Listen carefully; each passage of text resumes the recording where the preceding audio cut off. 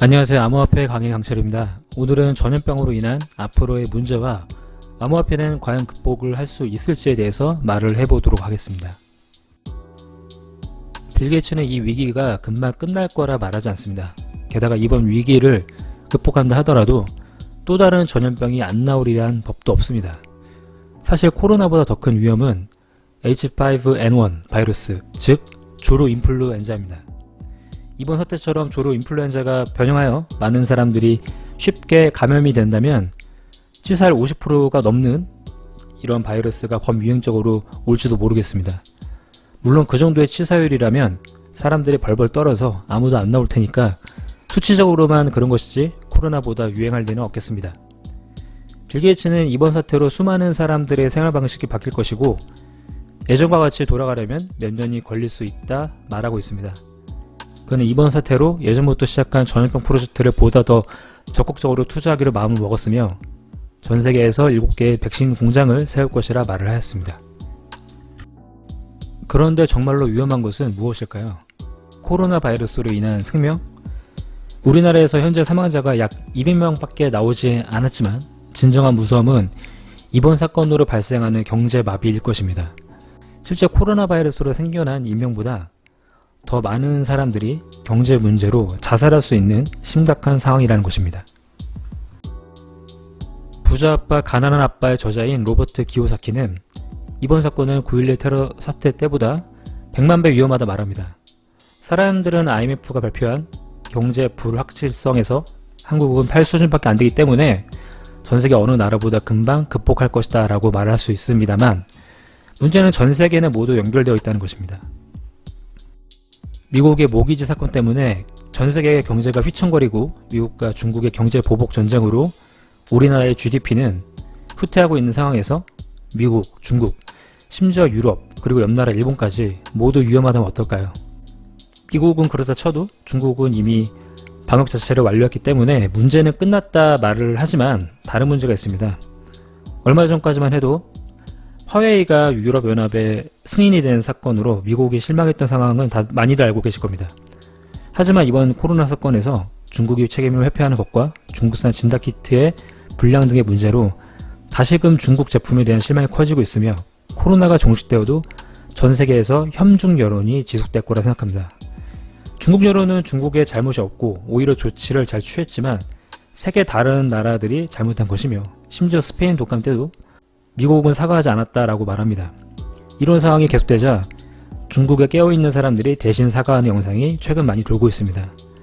최근 중국은 1인당 GDP가 많이 오르면서 발생하는 공산주의의 딜레마를 직격으로 받는 것 같습니다. 이 딜레마는 시민들이 돈을 많이 벌면 벌수록 교육열이 높아지고 교육 수준이 높아질수록 깨어나는 시민들이 늘어나는 것이죠.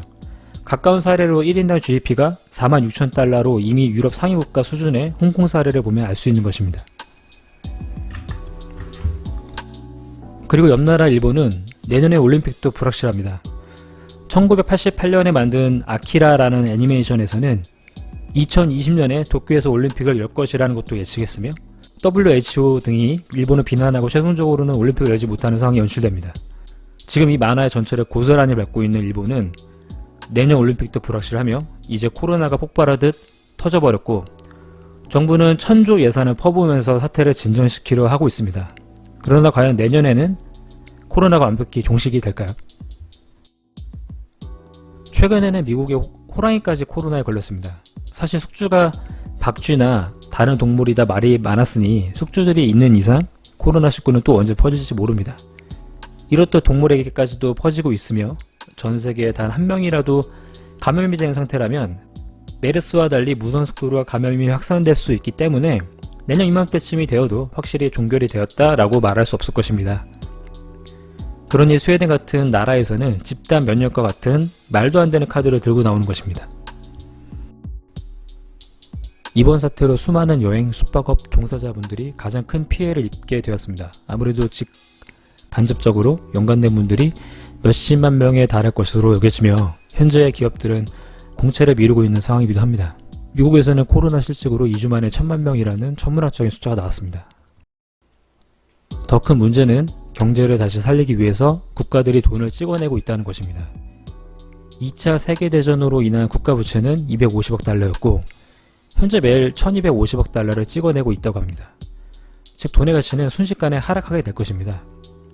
이게 얼마나 심각하냐면 매일 2차 세계대전을 5번 하는 것과 같은 수준입니다. 이런 상황에서 주식을 하여 기업에게 투자하는 것이 옳은 것인가? 기업도 도산할 위험이 있습니다. 마치 IMF 시대에 기업에게 투자하는 도박을 하는 것과 같다고 보는 것이죠. 삼성과 같은 기업에 투자를 하면 대박, 대우에 투자를 하면 쪽박이 상황처럼 본인이 투자하는 회사가 하루아침에 부도를 맞아 망할지도 모릅니다. 물론 바이오와 같은 산업에 투자를 하면 안정적이 될 수 있겠지만 이미 바이오 기업들은 이번 사태로 주가가 끝도 없이 치솟고 있습니다. 이런 상황에서 부자 아빠 가난한 아빠의 저자 키오사키는 4월 4일날 금은 비트코인을 사라고 트위터에 이렇게 적었습니다. 찍어낸 돈은 가짜 돈이기 때문입니다. 추가적으로 그는 금과 은은 신이 만든 돈이고 비트코인은 대중의 돈이라 칭했습니다. 키오사키도 추천하는 비트코인을 살펴보면 태생이 2008년 모기지 사태에 세계 경제 위기에서 태어난 녀석입니다. 우리 모두 비트코인을 사야 될 이유로 세계 위기가 오더라도 비트코인은 무너지지 않을 거라는 것이죠. 비트코인은 미국이 돈을 찍어내는 것을 대항하기 위해 채굴량을 2100만 개로 한정하기까지 합니다. 현재 가장 안정한 투자처로 금을 볼 수 있듯이 이번에 비트코인이 최종적으로 가격 선방을 하게 된다면 금과 함께 가장 안전한 투자처가 될 가능성이 매우 높을 것입니다. 팬더맥을 선언했을 때 한때 3,700달러까지 떨어졌었지만은 현재는 저점에서 2배가 오른 7,400달러까지 회복이 되었고 최근 가장 저점인 3,200달러까지 내려가지 않았기 때문에 아직까지 비트코인은 무너지지 않았다라고 볼 수 있습니다. 게다가 비트코인의 반감기까지 돌아오고 있기 때문에 이번에 비트코인이 투자자들에게 만족할 만큼의 수익을 보여준다면 금 다음에 세계 공통의 저장 통화 정도로는 확실히 인식시킬 수 있을 것입니다. 경제가 위험한 상황에서 많이 힘드신 분들이 계실 텐데 저희들의 이 선택이 실패가 되질 않길 바라고 그럴 거라 믿고 있습니다. 참고로 이번 사태로 다른 암호화폐의 자금보다 비트코인에 보다 많이 쏠려서 비트코인의 점유율이 높아질 거라 보고 있습니다. 이상 암호화폐 강의 강철이었습니다. 구독과 좋아요는 영상을 만드는 데 큰 힘이 됩니다. 감사합니다.